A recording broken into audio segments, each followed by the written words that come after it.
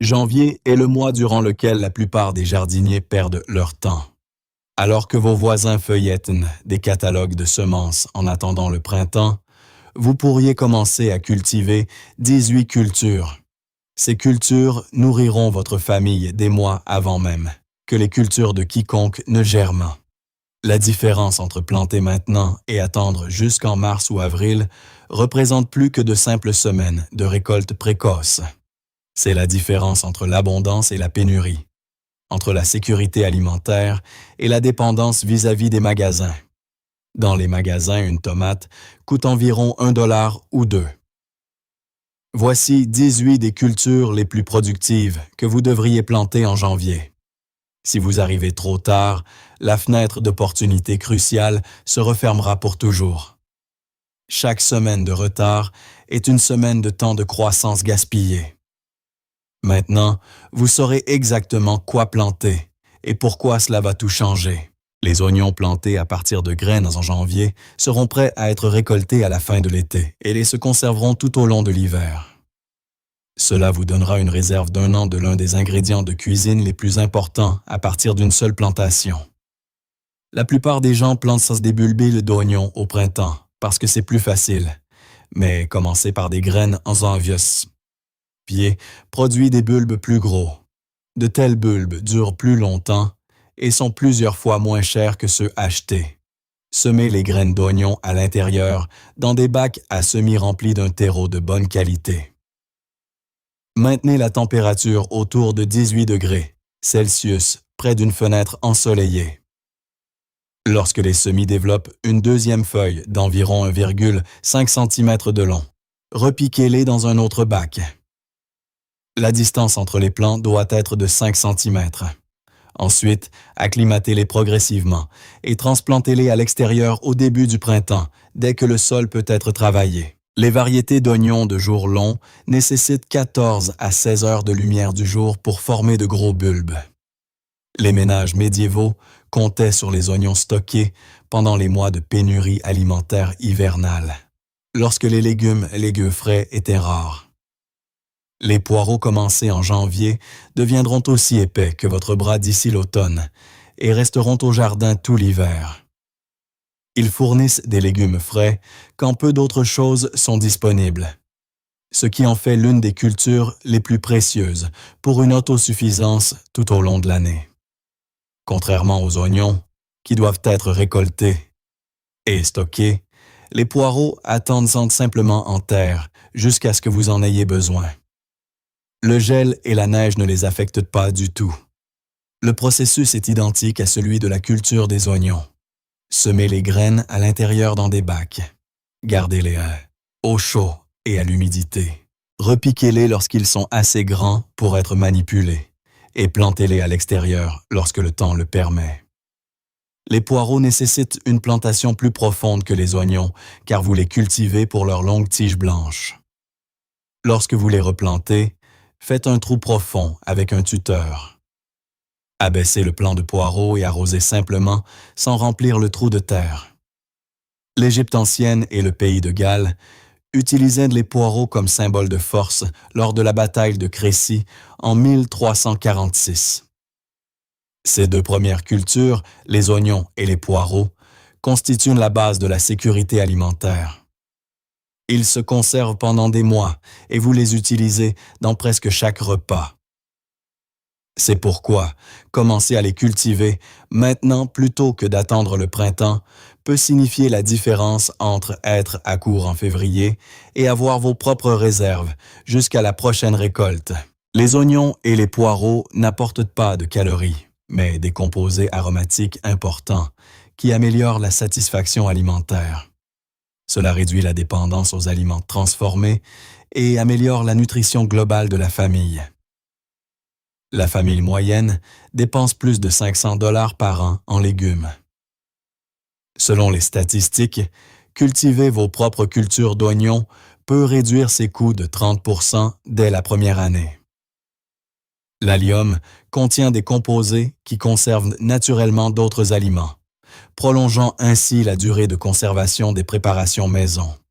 Ces deux cultures transforment la cuisine d'hiver, d'une répétition terne de conserve en un repas varié aux saveurs riches. La dernière semaine de janvier est le moment idéal pour planter des tomates à l'intérieur, si vous avez une serre ou une fenêtre ensoleillée. Les tomates ont besoin de 8 à 10 semaines de culture en intérieur, avant de pouvoir être transplantées à l'extérieur après les dernières gelées. En les commençant maintenant, vous obtiendrez les fruits au début de l'été au lieu d'attendre jusqu'en août, quand les tomates de tous les autres mûrissent enfin. Semez les graines dans de petites pots ou des bacs à semis remplis d'un mélange de démarrage pour semis. Maintenez une température de 21 degrés Celsius pendant la journée et de 18 degrés Celsius la nuit. Fournissez autant de lumière que possible, car le manque de lumière crée des semis étirés. Lorsque les semis développent leurs premières vraies feuilles, repiquez-les dans des pots individuels de 10 cm, puis acclimatez-les progressivement à la fin du printemps avant de les déplacer au jardin ou dans la serre où ils porteront des fruits pendant des mois. La Royal Horticultural Society a confirmé la plage exacte de température de germination pour les tomates. L'Angleterre victorienne a été pionnière dans la culture des tomates en serre, reliant les pratiques modernes aux innovations historiques. Les prix des tomates ont augmenté de plus de 30% dans certaines régions. Selon l'Organisation alimentaire, le chou-fleur planté en janvier sera prêt pour la récolte au début de l'été, comblant le fossé entre les légumes verts de printemps et les légumes d'été. Bien que le chou-fleur ait la réputation d'être une culture difficile à cultiver, le secret réside simplement dans la planification de votre plantation en intérieur et dans le maintien de sa croissance. Tout arrêt de son développement entraînera la formation de minuscules têtes prématurées au lieu des grandes inflorescences denses que vous souhaitez. Ce phénomène est appelé boutonnage et a été attribué aux réponses au stress des plantes étudiées dans les revues scientifiques horticoles. Semez les graines dans des bols ou des bacs à semis à l'intérieur et maintenez la chaleur et l'humidité. Repiquez-les dans des serres ou sous des mini-serres à mesure qu'ils s'épaississent. Continuez à semer de nouvelles graines toutes les quelques semaines pour vous assurer une récolte continue plutôt qu'une surabondance soudaine. Puis transplantez-les à l'extérieur lorsqu'ils sont assez grands pour être manipulés, en les espaçant d'environ 45 cm dans un sol riche et bien fertilisé. L'explication biologique de la formation du boutonnage est liée aux fluctuations de température et aux carences en nutriments pendant les phases de croissance critiques. Les variétés de laitue d'hiver semées en janvier dans une serre ou une serre froide fourniront des salades fraîches au début du printemps. À cette époque, la salade dans les magasins coûte environ 2 $. Contrairement à la laitue d'été, qui s'épanouissent par temps chaud, les variétés d'hiver sont sélectionnées pour supporter le froid. Elles pousseront lentement, mais régulièrement durant les mois les plus sombres, prêtes à être récoltées juste au moment où votre corps réclame des légumes verts frais. Cela se produit après un hiver de légumes racines stockés et de légumes en conserve. Semez les graines en rayons minces ou à la volée sur tout le lit de semences. Couvrez-les à peine de terre, car la laitue a besoin de lumière pour germer selon les études de sensibilité photopériodique. Maintenez le sol humide, mais pas détrempé, et éclaircissez les semis à une distance d'environ 15 cm, ou retirez-les en tant que jeunes pousses et laissez les plantes restantes combler les vides. Les variétés Winter Density et Arctic King font preuve d'une résistance au froid particulière dans les conditions climatiques nordiques. Les études photopériodiques montrent que les journées courtes ralentissent la montée en graines chez les variétés correctement sélectionnées. Le céleri commencé en janvier sera prêt pour la récolte à la fin de l'été et à l'automne. Bien qu'il soit considéré comme une culture difficile, le vrai secret consiste simplement à offrir une longue saison de croissance avec une humidité constante et un sol riche. Le céleri est essentiellement une plante de marais qui nécessite plus d'eau et d'engrais que presque n'importe quel autre légume du jardin. Son origine de plante de marécage dans le bassin méditerranéen explique ses exigences élevées en humidité. Semez les graines à l'intérieur fin janvier, en les couvrant à peine car elles ont besoin de lumière pour germer. Maintenez la température autour de 20 et 1 degré Celsius et soyez patient, car le céleri est réputé pour sa lenteur à germer. Cela prend jusqu'à 3 semaines, même dans des conditions idéales. Transplantez ensuite les semis dans des pots individuels lorsqu'ils sont assez grands pour être manipulés. Acclimatez-les progressivement et repiquez-les à l'extérieur à la fin du printemps, dans des tranchées remplies de compost et de fumier. La teneur élevée en eau du céleri est de 95%, ce qui confirme scientifiquement les conseils d'arrosage. L'origine méditerranéenne de la culture lie les méthodes de culture moderne aux anciennes traditions de l'agriculture de marais. Voici pourquoi ces 6 cultures sont plus importantes que vous ne le pensez. Elles représentent la différence entre acheter des légumes toute l'année et cultiver votre propre réserve alimentaire. Les oignons, les poireaux, la laitue, les tomates, le chou-fleur et le céleri couvrent vos besoins de base du printemps à l'hiver, si vous les commencez maintenant plutôt que d'attendre. Ces 6 cultures peuvent subvenir jusqu'à 70% des besoins en légumes d'un foyer en volume, selon des études sur le jardinage intensif. Les statistiques montrent qu'une famille moyenne peut économiser plus de 300 $ par an en cultivant elle-même ses cultures de base. L'avantage temporaire des semis de janvier donne une avance de 2 à 3 mois sur les jardiniers ordinaires. La combinaison de ces cultures assure un approvisionnement continu en légumes frais de mai à mars de l'année suivante. La valeur nutritionnelle des légumes faits maison dépasse celle de leurs homologues achetés en magasin de 40% en moyenne, en raison de la fraîcheur et des caractéristiques variétales.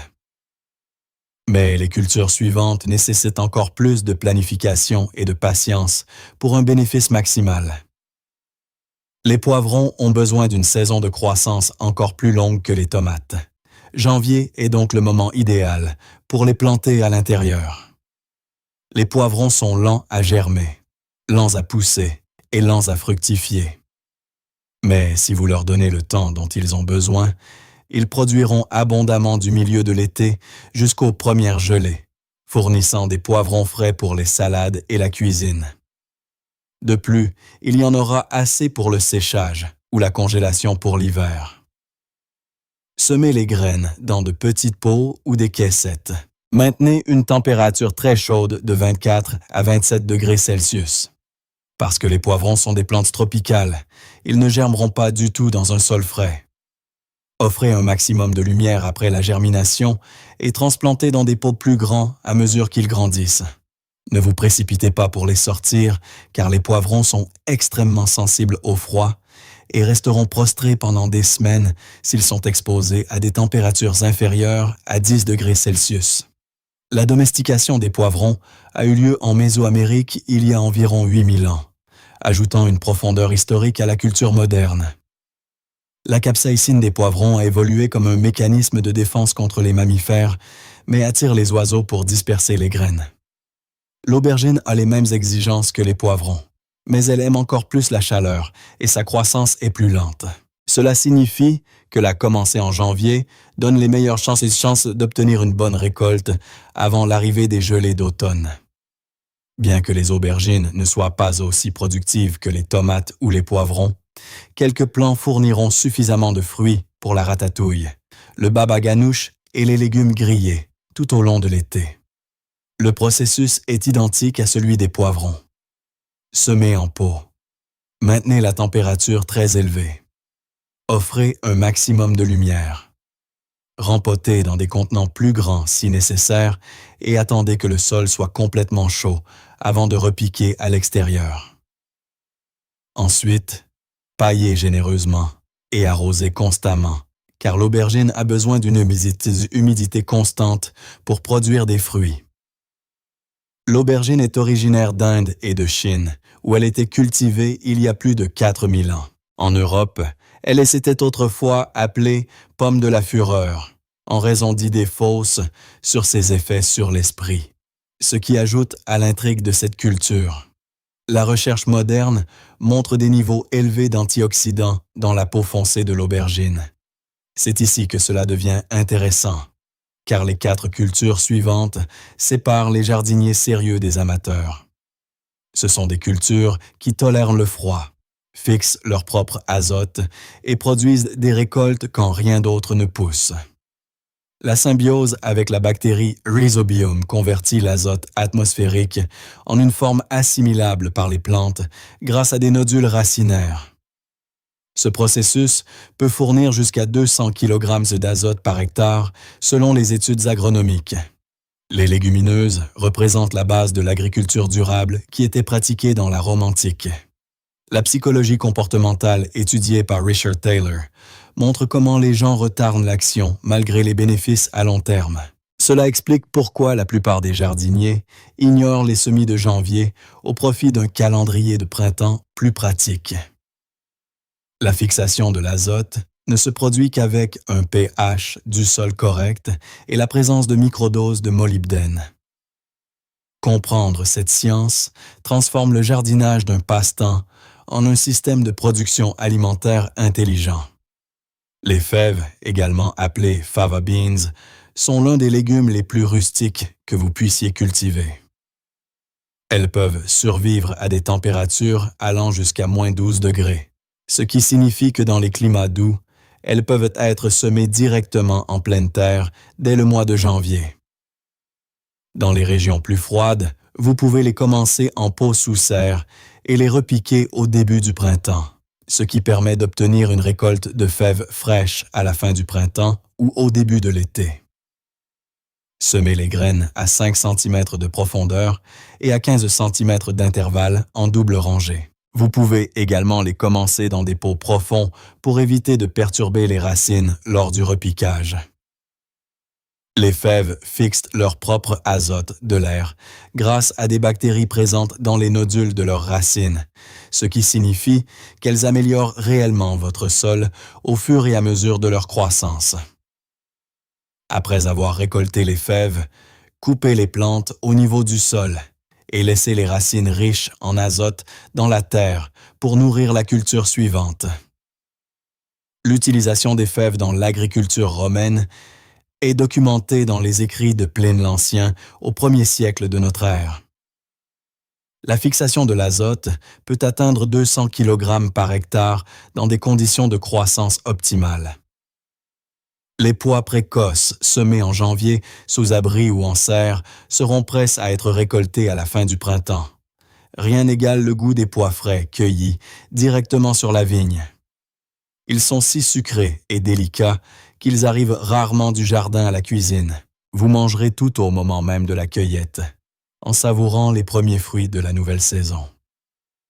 Semez les graines à 5 cm de profondeur et à 5 cm d'intervalle en double rangée, ou utilisez la méthode de la plate-bande profonde. Éparpillez-les à une distance de 15 cm sur toute la surface de culture. Prévoyez un support pour grimper, car même les variétés naines produisent de meilleures récoltes avec un support. Protégez-les contre les souris, qui aiment déterrer et manger les graines, en faisant tremper ces dernières dans du pétrole lampant avant la plantation. Cela ne nuit pas aux plantes, mais les souris détestent l'odeur et évitent les graines traitées. Les expériences de Gregor Mendel sur les pois dans les années 1860 ont jeté les bases de la génétique en tant que science. Les recherches modernes montrent que les pois frais perdent jusqu'à 40% de leur sucre dans les 6 heures suivant leur cueillette. L'épinard est incroyablement rustique au froid et peut être semé à l'extérieur en janvier, dans les climats doux ou sous serre n'importe où. Il pousse rapidement par temps frais, fournissant de la verdure fraîche au début du printemps, quand votre corps a désespérément besoin de vitamines. Après un hiver de nourriture stockée et de légumes en conserve, l'épinard frais est un véritable allié pour la santé. Contrairement à la laitue, qui est principalement composée d'eau, l'épinard regorge de fer, de vitamines et de minéraux. Cela en fait l'un des légumes les plus nutritifs que vous puissiez cultiver chez vous. Semez les graines à 1,5 cm de profondeur en rangée, ou à la volée sur toute la plate-bande.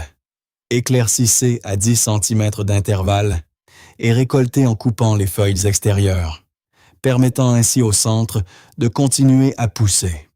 Vous pouvez aussi couper la plante entière à 2,5 cm au-dessus du sol, et elle repoussera souvent pour une seconde récolte. L'introduction de l'épinard en Europe s'est faite au XIe siècle via la Perse, le long des routes commerciales. La teneur en fer de l'épinard est de 2,7 mg pour 100 g de produits frais. Selon le ministère de l'Agriculture, les semis commencés en janvier peuvent être plantés à l'extérieur au début du printemps et offriront une récolte continue de la fin du printemps jusqu'à l'hiver suivant. Le chou frisé est pratiquement indestructible et peut supporter la chaleur, le froid, un sol pauvre et la négligence mieux que presque n'importe quel autre légume. C'est l'un des aliments les plus nutritifs de la planète. Gorgé de vitamines A, C et K, ainsi que de calcium et d'antioxydants. Commencez les graines à l'intérieur dans des pots ou des plateaux. Repiquez à l'extérieur lorsqu'elles atteignent 10 à 15 cm de hauteur. Espacez-les de 45 cm et récoltez en coupant les feuilles extérieures, permettant ainsi au point de croissance de continuer à se développer. Ou coupez la plante entière à 2,5 cm au-dessus du sol et elle repoussera souvent. Le chou frisé a connu une explosion de popularité depuis 2000, grâce aux tendances de l'alimentation saine et au marketing des super-aliments. Le classement de la densité nutritionnelle du ministère de l'Agriculture place le chou frisé en tête de tous les légumes. La teneur en vitamine K du chou frisé dépasse la valeur quotidienne de 5 fois par portion de 100 g. Ces 6 cultures, des poivrons au chou frisé, représentent la base d'un jardin productif, car elles couvrent toute la saison de croissance. Du début du printemps à la fin de l'automne, des récoltes constantes fournissent à la famille des légumes frais 12 mois par an. En commençant à janvier, vous ne faites pas que du jardinage. Vous construisez un système alimentaire qui ne dépend pas des magasins. Le calendrier visuel des récoltes montre une production continue de mars à décembre, avec une planification adéquate. Les fèves et les pois produisent une récolte en mai et juin. Les épinards et le chou frisé toute l'année. Les poivrons et les aubergines de juillet à octobre. Ce système transforme le jardinage occasionnel en une production alimentaire stratégique. Le concept de permaculture inclut les légumes annuels comme base de la forêt nourricière. La planification des rendements à long terme montre un effet cumulatif. Chaque année, le jardin devient plus productif. Les cultures suivantes exigent une réflexion encore plus stratégique et un investissement à long terme en temps et en effort. Si vous n'avez pas planté d'ail en automne, janvier est votre dernière chance dans un climat doux pour une récolte estivale. Bien que l'ail d'automne produise des bulbes plus gros, une plantation en janvier fournira tout de même une récolte décente. Cultiver votre propre ail signifie que vous aurez des bulbes frais qui durent des mois et ne coûtent que quelques centimes par rapport aux 3 $ le kilo pour de l'ail biologique en magasin. Séparez le bulbe en gousses individuelles et plantez-les à une profondeur de 5 cm, à une distance de 15 cm, la pointe vers le haut, d'acer. Paillez généreusement avec de la paille ou des feuilles et laissez-les pousser tout au long du printemps et du début de l'été. Récoltez ensuite lorsque les feuilles inférieures brunissent et sèchent. Séchez dans un endroit ombragé et ventilé pendant plusieurs semaines et conservez dans un endroit frais. C'est où ils se garderont jusqu'au printemps suivant. Des recherches sur l'allicine et ses propriétés antimicrobiennes ont été publiées dans le Journal of Nutrition, confirmant les qualités médicinales de l'ail. Les anciens Égyptiens donnaient de l'ail aux bâtisseurs de pyramides pour maintenir les travailleurs forts et en bonne santé. Les échalotes se plantent de la même manière que l'ail, mais elles produisent des grappes de petits bulbes, semblables à des oignons, avec une saveur plus douce et plus sucrée. Elles sont idéales pour la cuisine et se conservent encore mieux que les oignons, durant souvent une année entière dans de bonnes conditions. Cela en fait la culture la plus importante pour l'autosuffisance familiale et l'indépendance alimentaire. Plantez les bulbes d'échalotes individuellement en janvier, en les espaçant de 15 cm. Couvrez-les simplement de terre de manière à ce que les pointes soient encore visibles à la surface. Elles pousseront tout au long du printemps et de l'été, se multipliant en grappes de 6 à 12 bulbes pour chaque bulbe initialement planté. Récoltez-les ensuite lorsque les fans dépérissent. Faites-les sécher comme l'ail et conservez-les dans un endroit frais, sec et sombre.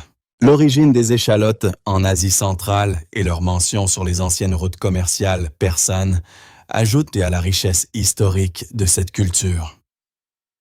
Les marchands persans appréciant les échalotes pour leur conservation de longue durée lors des voyages en caravane de plusieurs mois le long de la route de la soie. Janvier est le moment idéal pour forcer la rhubarbe afin d'obtenir une récolte précoce au printemps en recouvrant les souches établies avec des tonneaux ou de grands pots. Enterrez-les complètement sous un tas de fumier mélangé à de la paille. La chaleur issue de la décomposition du fumier, combinée à l'obscurité, amènera la rhubarbe à produire des tiges tendres et sucrées des semaines plus tôt que les plants non traités. Cela vous donnera des fruits frais pour les tartes et du compost quand rien d'autre n'est disponible.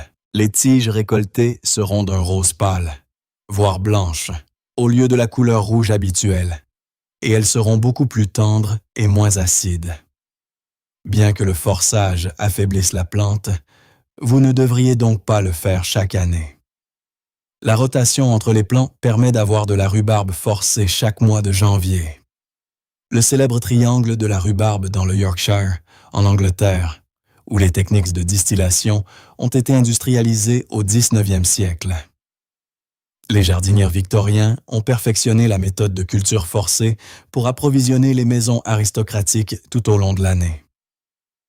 La rhubarbe forcée pousse si vite que l'on peut entendre le craquement des tiges en pleine croissance dans le silence des serres d'hiver. Voici une observation cruciale que la plupart des jardiniers ignorent. Ces 6 dernières cultures, de l'ail à l'asperge, sont produites depuis des années avec un travail minimal, ce qui signifie que les planter en janvier ne concerne pas seulement la récolte de cette année. Il s'agit de la construction d'une sécurité alimentaire permanente pour les décennies à venir. Le concept de permaculture intègre les légumes vivaces comme fondement d'un système alimentaire durable. Les rendements à long terme montrent un effet cumulatif chaque année. Investir dans les plantes vivaces permet de produire plus de nourriture avec moins d'efforts. L'analyse économique montre que les cultures vivaces amortissent les coûts initiaux en 3 à 5 ans. Elles fournissent ensuite des produits pratiquement gratuits pendant des décennies. La pensée stratégique distingue les producteurs alimentaires prospères des jardiniers occasionnels. Comprendre l'échelle temporelle transforme les résolutions de janvier en investissement de toute une vie pour l'indépendance alimentaire familiale. Janvier est le moment de faire germer les pommes de terre de semences, ce qui consiste à les placer dans des caissettes peu profondes ou des boîtes à œufs. Placez-les dans un endroit lumineux et à l'abri du gel, comme une grange ou une serre, où elles développeront des pousses courtes et vigoureuses avant la plantation. La germination donne à vos pommes de terre quelques semaines d'avance, ce qui se traduit par des récoltes plus précoces et des rendements plus élevés. C'est particulièrement important pour les variétés précoces que vous souhaitez récolter à la fin du printemps ou au début de l'été. Sélectionnez des plants de pommes de terre certifiés exempts de maladies et placez-les avec l'extrémité comportant le plus d'yeux vers le haut.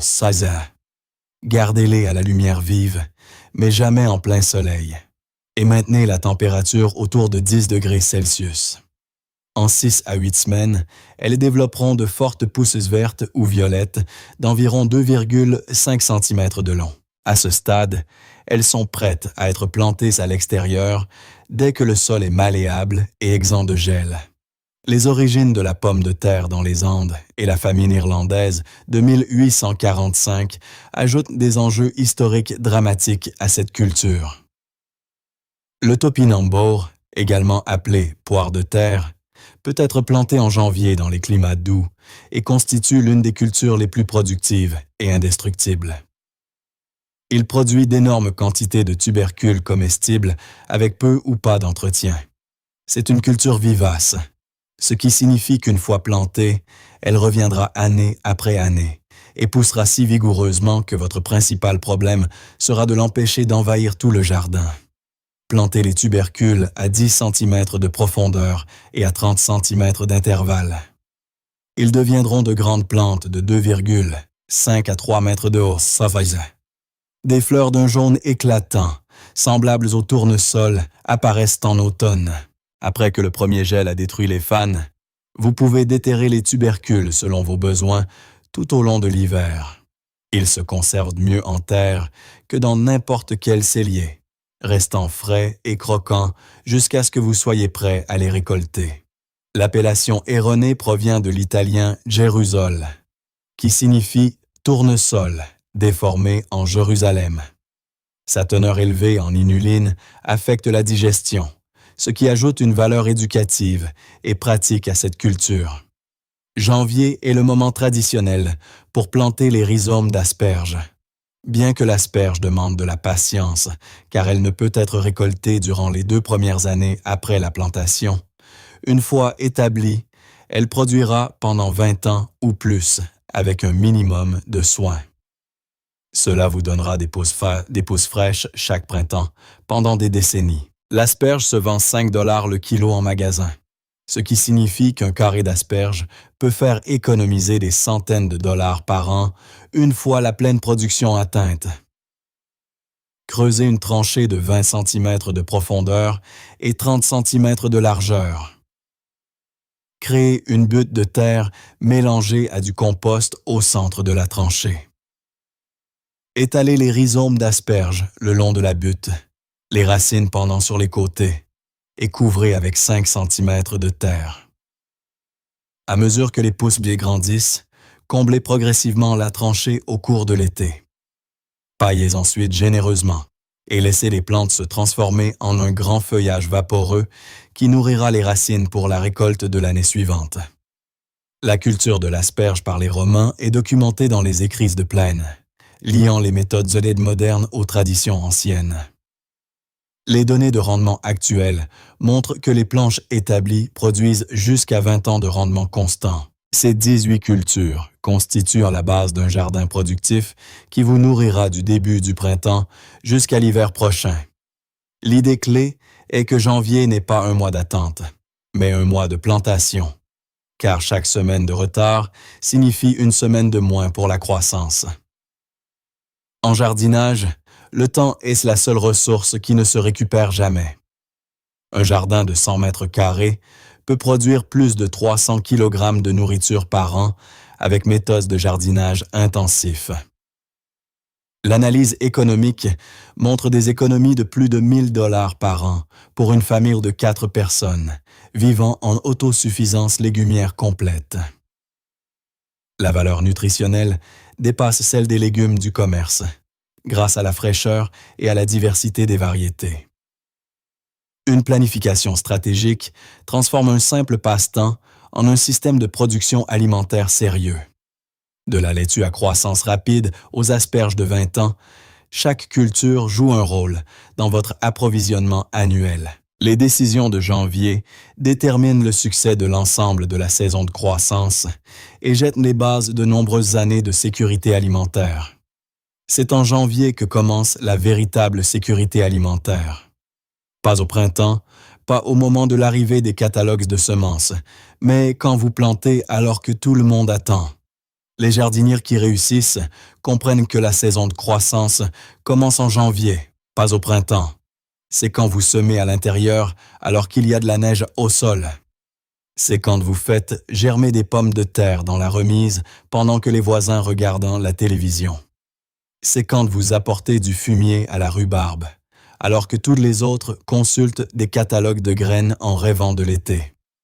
Janvier est le mois qui sépare les jardiniers qui parlent d'autosuffisance de ceux qui y parviennent réellement. Les cycles agricoles reflètent les décisions humaines. Ceux qui planifient à l'avance récoltent l'abondance. La métaphore temporelle montre qu'un jardinage réussi ne consiste pas à combattre la nature, mais à travailler en harmonie avec les rythmes naturels. La différence entre dépendance et indépendance ne se mesure pas en mois, mais par les décisions prises au moment critique de la planification. Janvier offre cette fenêtre d'opportunité cruciale qui façonne l'année entière.